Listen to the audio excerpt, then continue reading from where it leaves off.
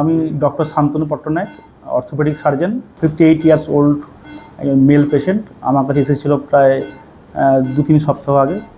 তো এসেছিল হাঁটু ব্যথা এবং হাঁটু প্রায় অনেকটা বেঁকে গিয়েছিল। অনেক দিন থেকে ওনার হাঁটু ফুলে গিয়েছিল এবং খুব ব্যথাও হচ্ছিল। উনি ভালো করে হাঁটাচলা করতে পারছিলেন না এবং মাটিতে ওঠা বসাতেও খুব সমস্যা হচ্ছিল, কাজকর্ম করতেও খুব সমস্যা হচ্ছিল। তো আমি দেখলাম পেশেন্টটাকে।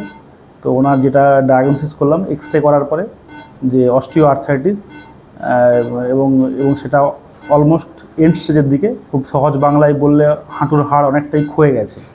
তার জন্যই এনার হাঁটু ব্যথা, হাঁটু ফুলে যাওয়া, এই কাজকর্ম করতে কষ্ট, এইগুলো হচ্ছে। তো অস্টিও আর্থ্রাইটিসের শুরুর দিকে কিছু মেডিসিন দিয়ে চিকিৎসা করা হয়েছে, কিন্তু তাতে খুব একটা রিলিফ হচ্ছিল না। তো ওনার অসুবিধা হচ্ছিল কাজকর্ম করতে। তাই সিদ্ধান্ত নিলাম যে ওনার হাঁটু পাল্টানো অপারেশন, যেটাকে টোটাল নি রিপ্লেসমেন্ট বলা হয়, এটা করার সিদ্ধান্ত নিয়েছি। তো সেটা এই শ্রীকৃষ্ণ নার্সিংহোমে করা হলো, আজকেই করলাম আমি। তো অপারেশান করার পর পেশেন্টের আপাতত অপারেশান প্রসিডিওর খুব সুন্দরভাবে হয়েছে, কোনো সমস্যা হয়নি।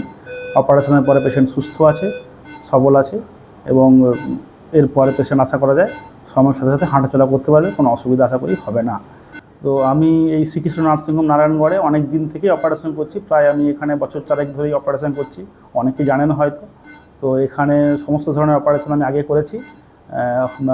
কোমর প্রতিস্থাপন, মানে যেটাকে বলা টোটাল হিপ রিপ্লেসমেন্ট করেছি আগে, বা সমস্ত ধরনের হাত পা ভাঙা, টিউমার অপারেশন সবই করেছি।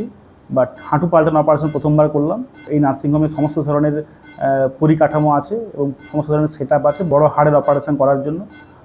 তো আমার এমনি বিশেষ কোনো অসুবিধা হয় না। আমি অপারেশন করার জন্য এই জায়গাটাকেই পছন্দ করি।